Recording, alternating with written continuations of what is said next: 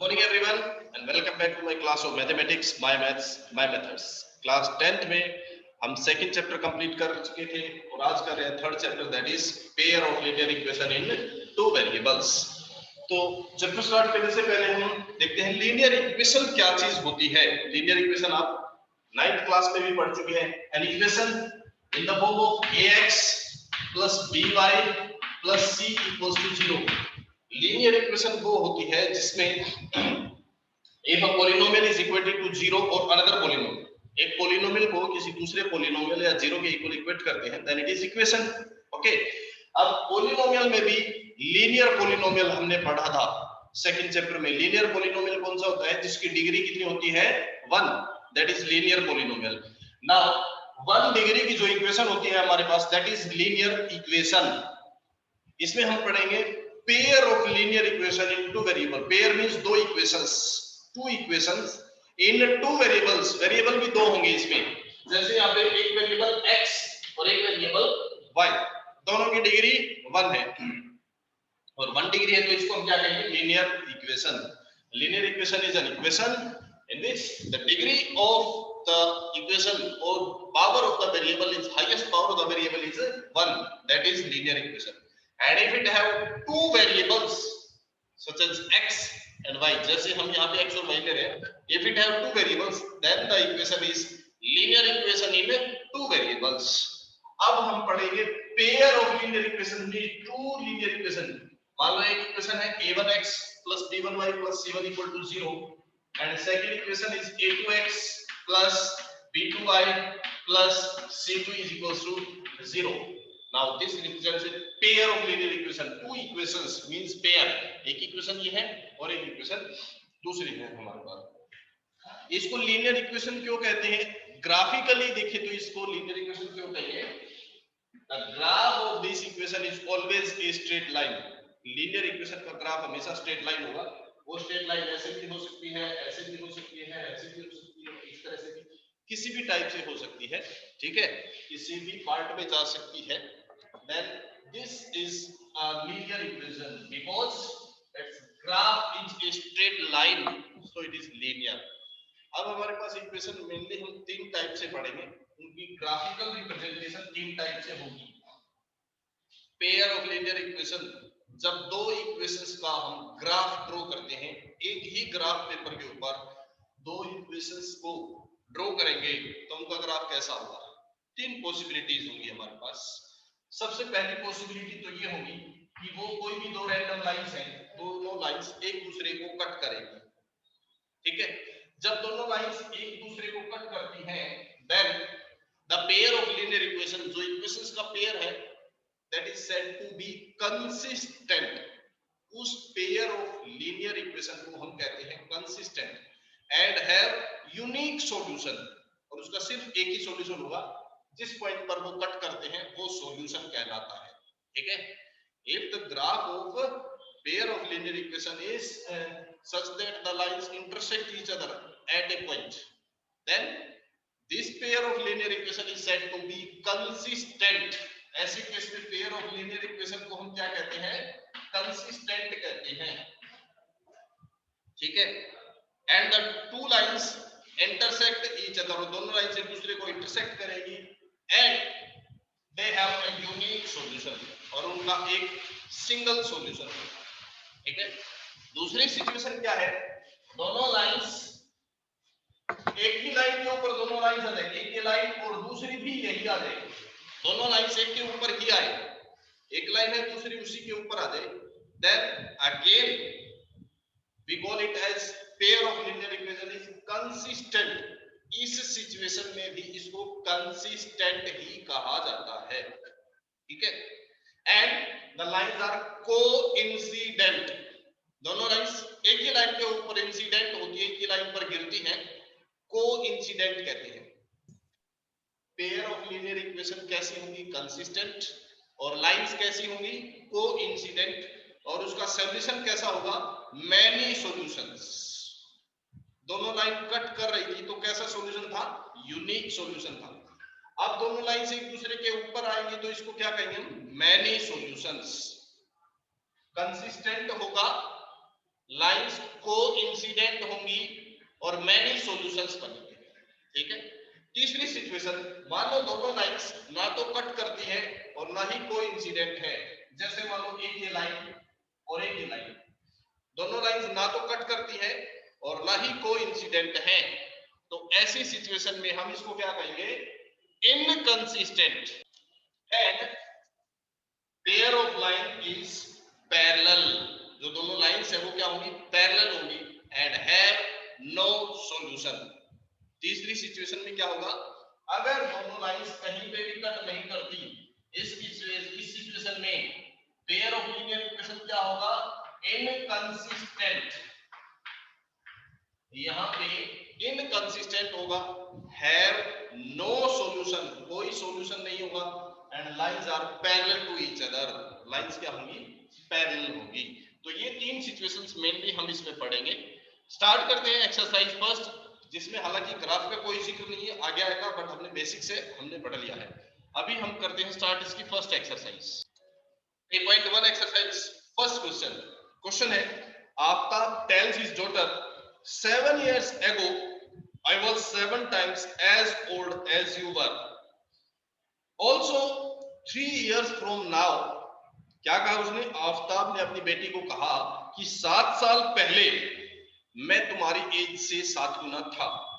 And also 3 years from now, और अब से 3 साल बाद, I shall be 3 times as old as you are, as you will. 3 साल बाद मेरी आयु तुम्हारी आयु से 3 गुनी ज्यादा होगी। ये आफ्ताब ने कहा अपनी डॉटर से।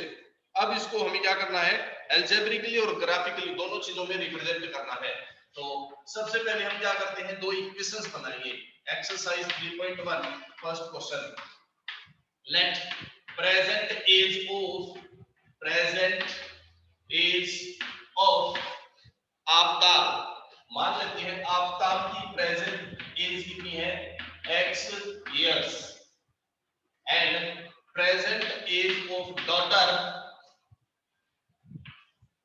is equals to y years। हम दोनों की प्रेजेंट एज मान लेते हैं, आफ्ताब की प्रेजेंट एज x और डॉटर की प्रेजेंट एज y।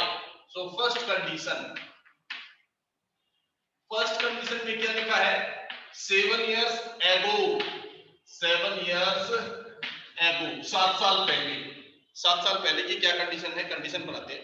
ये कहते हैं 7 साल पहले आफ्ताब ने कहा कि 7 साल पहले मेरी आयु तुम्हारी आयु से 7 गुनी थी। चलो 7 साल पहले आफ्ताब की आयु कितनी होगी, अभी प्रेजेंटली आफ्ताब की जो आयु है वो x है और प्रेजेंटली डॉटर की आयु y है। 7 साल पहले आफ्ताब की कितनी होगी, खुद की आयु से 7 इयर्स कम। मान लो अभी प्रेजेंट मेरी ईयर 30 है, तो 7 साल पहले कितनी थी, 23 थी, यही हुआ ना। इसी तरह प्रेजेंट अगर आफ्ताब की x है तो 7 साल पहले की थी। सिमिलरली डॉटर की प्रेजेंट y है तो 7 साल पहले ही थी, है ना। अब देखते हैं, इसको इक्वल बनाने की हम कोशिश करते हैं। क्या लिखा है, आफ्ताब की आयु 7 years ago Aftab was 7 times as old as the daughter। 7 साल पहले आफ्ताब की आयु, ये आयु 7 गुना ज्यादा थी डॉटर से, इससे, यानी कि ये ज्यादा थी। 7 साल पहले की ये जो आयु है ये ज्यादा है, कितनी, 7 गुना ज्यादा है। तो ये कम है, ये ज्यादा है, इसका मतलब ये कम है। तो कम वाले को हम 7 से मल्टीप्लाई कर देंगे। 7 गुना थी ना, तो 7 से मल्टीप्लाई कर दिया हमने। अब ये दोनों इक्वल बन गई है। सॉल्व कर दें, x minus 7 equal to 7y minus 49। x को एक तरफ कर लो, y को भी इधर ले आओ चाहे तो। x 7y को इधर ले आएंगे, यहाँ प्लस था, इक्वल्स टू से दूसरी साइड आएगा माइनस हो जाएगा 7y। 49 इधर आएगा, क्या होगा, प्लस, और 7 माइनस में था इक्वल टू कितना बचेगा, 0, कुछ नहीं है ना। इसको पूरे को उठा के इधर ले आए, प्लस 49 और माइनस 7 कितना हो गया, 42। तो मैं इसको 42 लिख देता हूं। It can be written as 42 equals to 0। एक इक्वेशन बन गई, ये बन गया अलजेब्रिक रिप्रेजेंटेशन फर्स्ट। अब सेकंड बनाते हैं। सेकंड कंडीशन क्या है, बस मेनली हमने कंडीशन को ध्यान रखना है, जो लिखा है वो करते जाएंगे। 3 years from now, अब से 3 साल बाद, means 3 years later, after 3 years ले लो, 3 years from now, अब से 3 साल बाद क्या होगा? चलो अब से 3 साल बाद देखते हैं। अब मतलब प्रेजेंट से 3 साल बाद। प्रेजेंट में आफ्ताब की एज कितनी है? x, तो 3 साल बाद कितनी होगी? x plus 3। सिमिलरली प्रेजेंट में डॉटर की एज कितनी है? y, 3 साल बाद कितनी होगी? इसमें 3 प्लस हो जाएगा, y प्लस 3 हो जाएगा। अब हम इन दोनों को इक्वल बनाने की कोशिश करते हैं। कैसे बनेगा ये देखिए। ये कहता है कि 3 years from now Aftab will be 3 times as old as daughter। अब से 3 साल बाद आफ्ताब की आयु अपनी बेटी से 3 गुना ज्यादा होगी। ये है 3 साल बाद आफ्ताब की आयु, ये 3 गुना ज्यादा है, यही लिखा ना, 3 साल बाद आफ्ताब की आयु बेटी से 3 गुना ज्यादा है, ये 3 गुना ज्यादा है।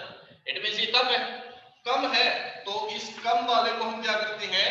मल्टीप्लाई, किससे?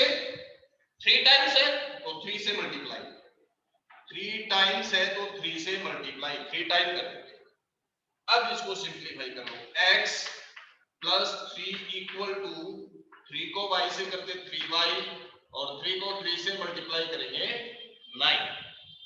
सारी चीजें इधर ले आओ, x 3y इधर प्लस का है, माइनस हो जाएगा माइनस 3y, ये प्लस में 3 था यहाँ पे, 9 इधर आएगा माइनस होगा इक्वल टू 0।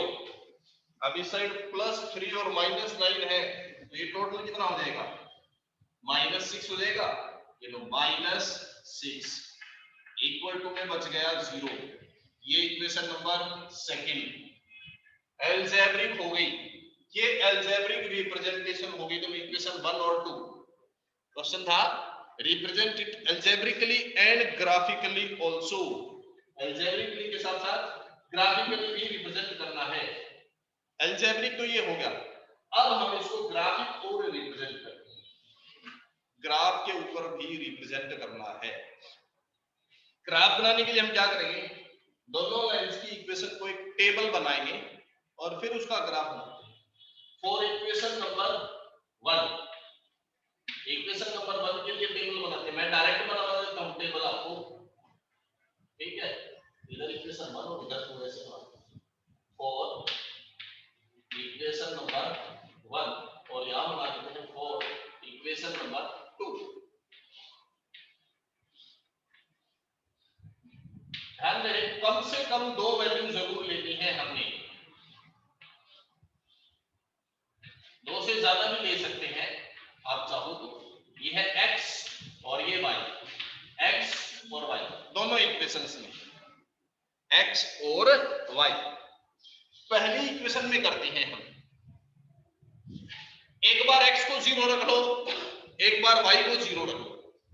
ये था हमारे पास x minus 7y plus 42 equal to 0, ये है ना?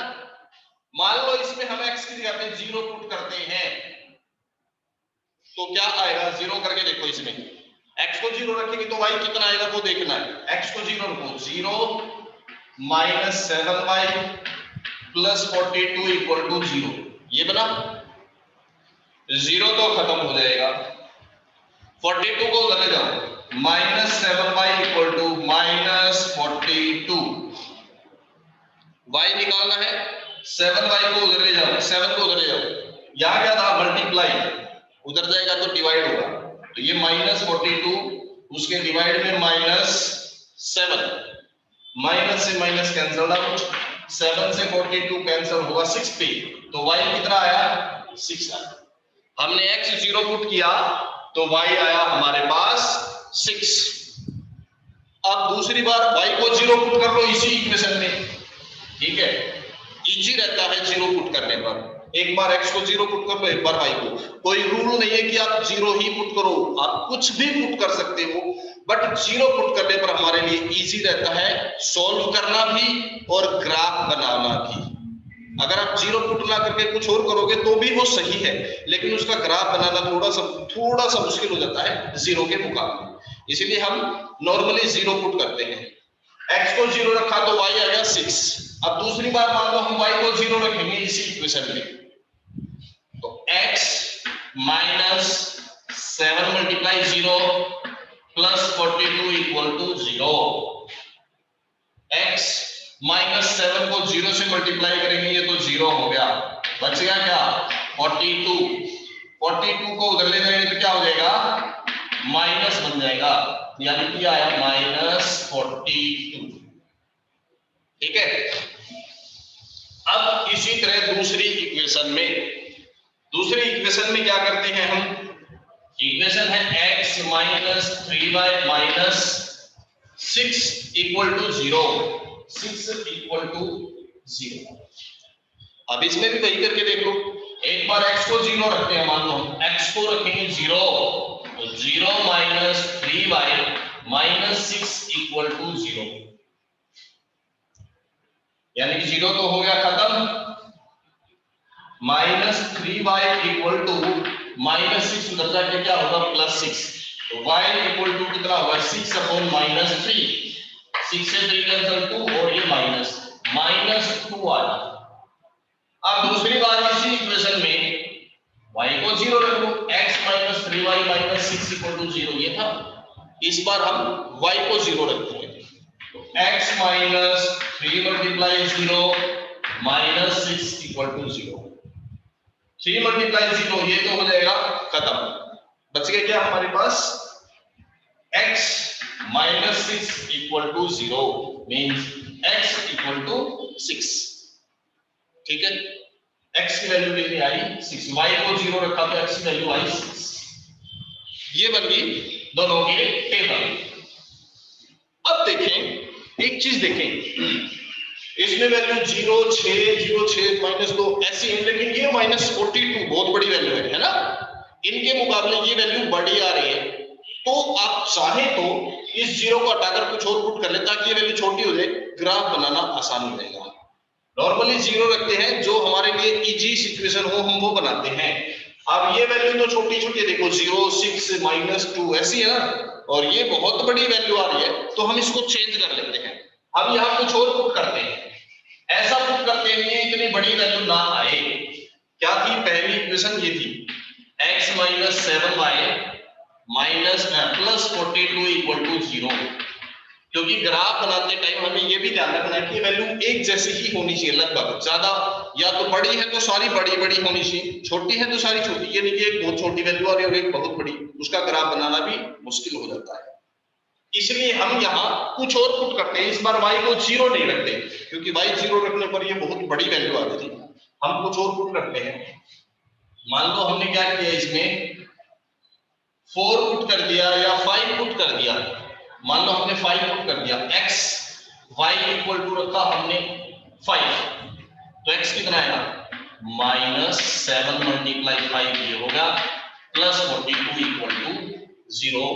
या और बड़ी वैल्यू पुट कर लो, 7 पुट कर लो, 7 पुट करोगे तो क्या आएगा यहाँ पे ये 7, x 7 को 7 से मल्टीप्लाई 49 और प्लस का 42 इक्वल टू 0।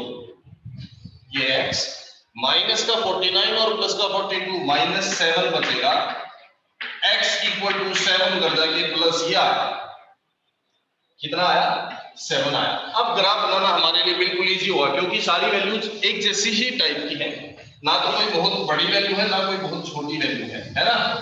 अब हम इसका बनाते हैं ग्राफ। ग्राफ बनाने के लिए क्या करते हैं, ये हमारे पास x एक्सिस और ये हो जाएगी y एक्सिस, y एक्सिस। आप लोगों के पास ग्राफ नोटबुक होगी तो उसमें ग्राफ बनाने के लिए आपको x एक्सिस और y एक्सिस उस पे सब कुछ गिवन है, आपको सिर्फ सेलेक्ट करना है कौन सी को x ले कौन सी को y। नॉर्मली x एक्सिस हमेशा हॉरिजॉन्टल लाइन ली जाती है और y एक्सिस को वर्टिकल लाइन। ये होगा x डैश y डैश।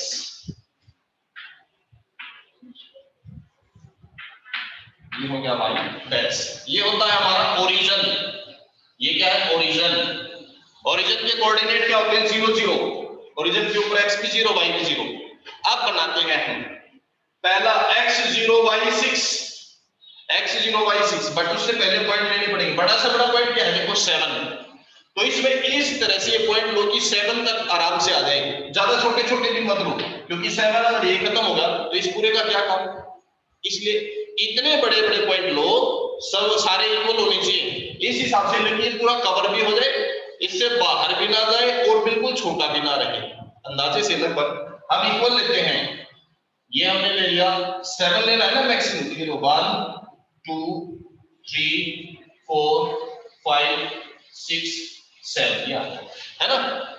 तो इस तरह से लेने हैं कि ये सारा कवर भी हो जाए और बिल्कुल छोटे भी ना हो, लेकिन सारे होने चाहिए इक्वल। ये याद रखना, कंपास से या जैसे भी लगाओ, इक्वल इक्वल होने चाहिए। इसी तरह माइनस में 1 2 3 4 5, इस तरह से माइनस में तो तक ही है 1 2 3 4 5 6 7, -1 -2 -3 -4 -5, ये प्लस 1 2 3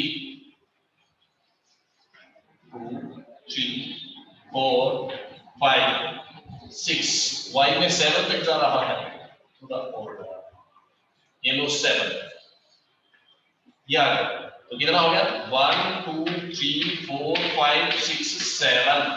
इसी तरह नीचे y में -1 -2 -3 -4, ये लेना है, सारे इक्वल होने चाहिए, ये ध्यान रखिए। अब लगाते हैं पॉइंट, x0 उसके सामने y कितना है 6, x0 उसके सामने y है 6, ये पॉइंट हो गया। हम एक सर्कल लगा लेते हैं। दूसरा x7 उसके सामने y कितना है, वो भी 7, x हो गया 7 और उसके सामने y कितना है, वो भी 7, यहां आएगा अप्रोक्सीमेटली इसके सामने, ये 7 है ना और ये भी 7 है। तो आप चाहो तो 7 के सामने एक डॉटेड कच्ची लाइन खींच सकते हैं इस तरह से, और यहाँ भी 7 के सामने ले लो, तो यहाँ कट कर दो, तो ये आ गया हमारा पॉइंट 7। अब इन दोनों को मिला दो, इस पॉइंट को इसको मिला दो और एक स्ट्रेट लाइन खींच लो आप इस तरह से, ये आ जाएगी स्ट्रेट लाइन। अब दूसरी x0 उसके सामने y -2, ये 0 उसके सामने -2, ये पॉइंट हो गया हमारा, ठीक है। x6 उसके सामने y0, 6 के सामने 0, ये पॉइंट हो गया। अब इन दोनों को मिलाएंगे इस तरह से स्ट्रेट लाइन, इस तरह से लाइन, ये दोनों लाइन आ गई, ये इसके ग्राफिकल रिप्रेजेंटेशन। ये कितना था 0 6, ये कितना था 7 7, ये कितना था 0 और -2, और ये कितना था 6 0, ये बन गया इसका ग्राफ। तो हमने ग्राफिकली भी रिप्रेजेंट करना था और अलजेब्रिकली भी। अलजेब्रिकली का मतलब इक्वेशन बनानी थी और ग्राफ बनाना था, दोनों चीजें बनानी थी। तो ये क्वेश्चन फर्स्ट जो है वो कंप्लीट होता है हमारा। सेकंड क्वेश्चन सिर्फ एक हिंट बता देता हूं, मींस ओनली इक्वेशंस, ग्राफ आप अपने आप बनाएंगे। क्वेश्चन है the coach of cricket team buy 3 bat and 6 ball for ₹3900। 3 bat और 6 बॉल की जो कीमत है वो 3900 है। Later she buys another bat and 3 balls, उसके बाद वो एक बैट 3 बॉल और खरीदती है जिसकी कीमत 1300 रुपए है। Represent the situation algebraically and geometrically, दोनों का रिप्रेजेंट करना है इसको, ठीक है। तो let cost of one bat is equal to, हमने मान लिया ₹x, and let cost of one ball is equals to ₹y, ये हम मान। अब देखो फर्स्ट कंडीशन में क्या लिखा है, 3 बैट एंड 6 बॉल, उसकी टोटल जो वैल्यू है वो ₹3900। 3 बैट की वैल्यू है x और कितने लिए है 3, तो 3x। सिमिलरली 1 बॉल की वैल्यू कितनी है ₹y, कितनी बॉल है 6, तो 6y equal to total value कितनी हुई 3900, ये बन गई एक इक्वेशन। सेकंड कंडीशन, अब सेकंड कंडीशन बना लो। सेकंड कंडीशन में क्या है, 1 बैट एंड 3 बॉल्स, 1 बैट का मतलब 1x और 3 बॉल का मतलब 3y, इसकी टोटल कॉस्ट कितनी है 1300, ये बन गई सेकंड। अब इसका बनाना है ग्राफ, और ग्राफ बनाने के लिए क्या चाहिएगा, इसकी टेबल। टेबल मैं बनवा देता हूं, टेबल फॉर इक्वेशन नंबर 1, और इधर बना लेते हैं टेबल फॉर इक्वेशन नंबर 2।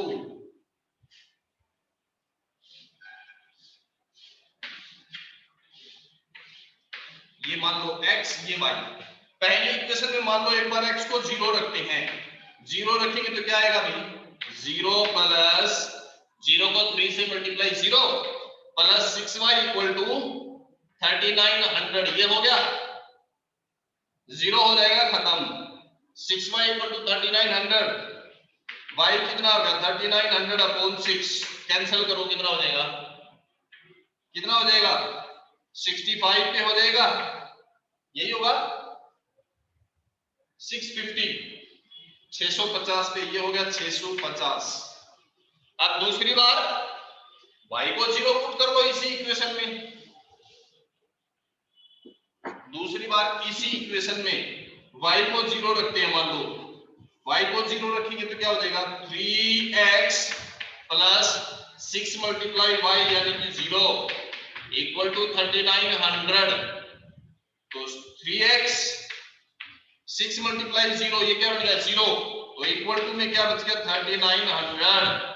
तो x कितना आ गया 3900 अपॉन 3, कैंसिल किस पे हो गया 1300 पे, यानी कि y को 0 रखा तो x कितना आया 1300। ये बन गई टेबल फर्स्ट इक्वेशन के लिए। ऐसे ही सेकंड इक्वेशन के लिए बनानी है हम।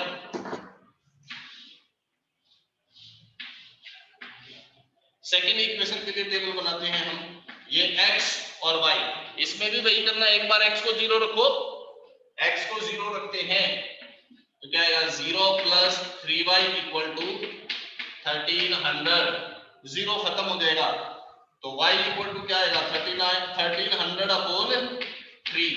अभी कैंसिल नहीं होगा तो पढ़ा रहने दो इसको, 1300 अपॉन 3, या बेटर है 0 मत रखो, अगर पॉइंटों में आता है फ्रैक्शन में आता है तो आप 0 मत रखो, कुछ और रख लो, ऐसी वैल्यू रखो जिससे कि इसका आंसर फ्रैक्शन में ना आए, डेसिमल में ना आए। तो क्या करें हम इसमें सेकंड इक्वेशन में, मान लो x की जगह पे हमने रख दिया 400 रख दिया, तो क्या आएगा भाई, देखो क्या आएगा, 400 रखेंगे तो 400 x की जगह पे प्लस 3y इक्वल टू 1300। अगली लाइन में 400 जाएगा राइट साइड, तो क्या हो जाएगा माइनस, ये कितना हुआ 900 और डिवाइड में कितना है 3, कैंसिल करो 300 पे आया, हो गया ना आसान। अब फ्रैक्शन में नहीं है, ग्राफ आसानी से बन जाएगा। दूसरी बार y को पुट करेंगे, अब y को 0 पुट कर सकते हैं क्योंकि x फ्रैक्शन में नहीं आएगा, y 0 रखेंगे तो क्या आएगा x प्लस 3 मल्टीप्लाई 0, y को 0 रखेंगे तो ये 0, तो यहां से x कितना आ गया आपका 1300। तो ये बन जाएगा इसकी टेबल। अब इसका ग्राफ आप अपने आप बनाएंगे, ठीक है, तो इसका ग्राफ आप बना लेंगे। ये क्वेश्चन सेकंड कंप्लीट हो जाएगा। थर्ड क्वेश्चन की टेबल, ये इक्वेशन आप इसी तरह से बनाओगे, उसमें भी ऐसे है 2 किलोग्राम एप्पल और 1 किलोग्राम ग्रेप्स का जो वो रेट है वो 160 है, जैसे इसमें था 3 बैग और 6 बॉल की रेट ये था, उसी तरह से उसकी आप इक्वेशन बना लेंगे। तो यहाँ आपकी फर्स्ट एक्सरसाइज कंप्लीट हो जाती है। नेक्स्ट क्लास में हम सेकंड एक्सरसाइज के साथ फिर से मिलेंगे, तब तक के लिए मुस्कुराते रहिए और खुश रहिए। Thank you very much, have a nice day, bye bye.